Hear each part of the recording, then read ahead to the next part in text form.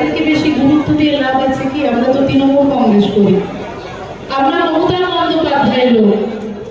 মমতা বন্দ্যোপাধ্যায় যেভাবে উন্নয়ন করে যাচ্ছেন, সর্বধর্মের মানুষকে সামনে যেভাবে এগিয়ে নিয়ে যাচ্ছেন, আমার মনে হয় তৃণমূল কংগ্রেসের থেকে অন্যান্যদের নাম না নিলেই আমাদের মনে হয় মঙ্গল হবে।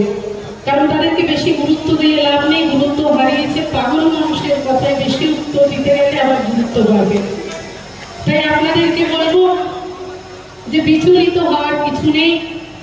আমরা পশ্চিমবঙ্গের মানুষ, আমাদের রাজ্যের আমাদের মাননীয় মুখ্যমন্ত্রী এবং আমাদের নেত্রী মাননীয় মমতা বন্দ্যোপাধ্যায় আমাদের যেভাবে দিক নির্দেশ দেন, আমরা সেইভাবে কাজকর্ম করব এবং আগামী 26 এই সন্দেশখালি দেখিয়ে দেবে। আজকে যারা বাইরে থেকে এসে বিভিন্ন বড় বড় কথা বলে যাচ্ছে, তাদেরকে উত্তর কিন্তু 26-এ দিতে হবে।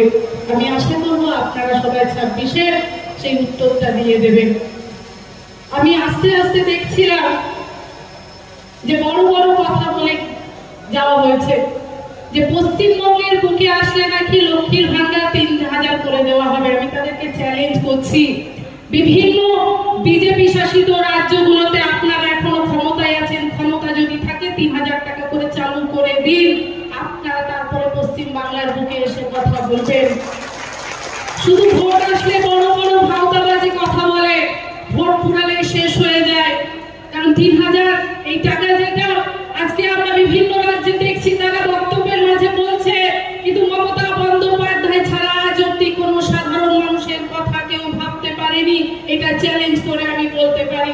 কারণ আমি একজন আদিবাসী সম্প্রদায়ের মানুষ, সাঁওতাল সম্প্রদায়ের মানুষ। আজকে অনেক দিনের লড়াই দেখে বড় হওয়া একজন মেয়ে, আমি দেখেছি যে আদিবাসী পিছিয়ে পড়া এসটি ওবিসি মানুষের কথা কেউ কিন্তু ভাবেনি। একমাত্র যদি ভেবে থাকেন, তার নাম মমতা বন্দ্যোপাধ্যায়। তাই মাথায় রাখবেন, মমতা বন্দ্যোপাধ্যায় হাতকে শক্তিশালী করার জন্য যা যা করণীয় আমরা সব করব। যারা এই যে মিথ্যে কথা বলার জন্য বারবার এসে একটু সুরসুরানি দিয়ে চলে যায়, তাদেরকে ঘাড় ধাক্কা দিয়ে এই এলাকা থেকে বার করুন, তবেই শান্তিতে থাকবেন। আজকে মিথ্যে কথা বলে যায়, বিভিন্ন ধর্মের নামে উস্কানি দিয়ে যায়। আমি আদিবাসী সম্প্রদায়ের মানুষ হিসেবে বলতে চাই, আমি আসামে গেছি, আমি উড়িষ্যায় গেছি, ঝাড়খণ্ডে যখন বিজেপি শাসিত রাজ্য ছিল, ঝাড়খণ্ডেও গেছি। সেখানে পিছিয়ে পড়া মানুষের অবস্থান আমি দেখে এসেছি। তাই বলি বন্ধু, আমরা যারা এসটি ওবিসি সম্প্রদায়ের মানুষ, এখনো সজাগ হওয়ার দিন। বিজেপির কথা এদিক সেদিক আমরা যেমন না হাঁটি, না হলে আমাদের আসামের মতো অবস্থা হবে, আমাদের অবস্থা উড়িষ্যার মতো হবে, আমাদের অবস্থা ঝাড়খণ্ডের মতো হবে, আমাদের অবস্থা দিল্লির মতো হবে। আজকে আসামের আদিবাসীরা কান্নাকাটি করে, আসামের আদিবাসীদেরকে নিজস্ব পরিচয়ে বাড়তে দেওয়ার মতো অধিকার বিজেপি সরকার দেয়নি। উড়িষ্যার মানুষ বিজেপিকে জিতিয়ে আজকে হাহুতাশ করে। আমরা বাংলার মানুষ ভালো আছি, শান্তিতে আছি। এভাবে যেন সর্বধর্মের মানুষ একসাথে আমরা এগিয়ে যেতে পারি, এই দিকটা সবাইকে নজর রাখার আহ্বান জানাবো। অনেকে আসবে, অনেকে বড় বড় কথা বলে যাবে, কিন্তু মনে রাখবেন, দুঃখের দিনে যে মানুষটা আমাদের পাশে দাঁড়িয়েছেন, সেই মানুষটাই পরবর্তীকালেই আমাদের পাশে দাঁড়াবেন। আর আজকে যিনি কিছুদিন আগে সন্দেশখালি এসেছিলেন, তিনি কার দ্বারা পরিচালিত হয়ে বিভিন্ন দপ্তরে বসেছিলেন, তিনি সেই কথাগুলো ভুলে গেছেন। যদি প্রতিবাদ করতে হতো, যখন মন্ত্রিসভার সদস্য ছিলেন, তখন কেন আপনি একটাও প্রতিবাদ করেননি?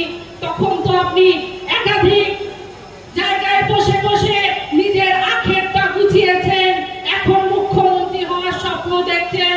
মনে রাখবেন, যেখানে আদিবাসী সম্প্রদায়, এসটি ওবিসি সম্প্রদায়ের মানুষজন মমতা বন্দ্যোপাধ্যায়ের হাতকে যতদিন শক্তিশালী ভাবে ধরে রাখবে, আপনার মুখ্যমন্ত্রী হওয়ার স্বপ্ন ভেস্তে যাবে। তাই বাস্তবে আসার আহ্বান করবো আপনাকে। আজকে বড় বড় ভাষণ দেয়, হিন্দুত্ববাদী নিয়ে বলতে থাকে, হিন্দুত্ব তিনিই মনে হয় সব থেকে বড় হিন্দু, আর বাদ বাকি যারা আমরা আছি, আমরা উড়ে এসে নাকি জুড়ে বসেছি। তাই 26-এ তৈরি থাকুন, এই উড়ে আসা মানুষগুলোই আপনাকে জবাব দেবে। পশ্চিমবঙ্গের বুকে একটাও যেন বিজেপি সিট না পায়, সেই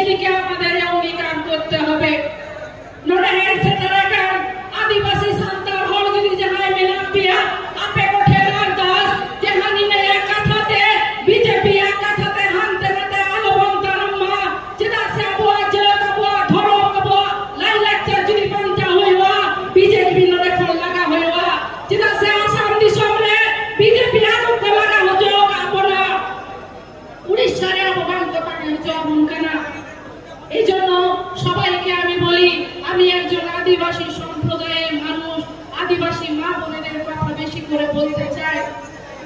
কেউ ভাবেনি আমাদের কথা,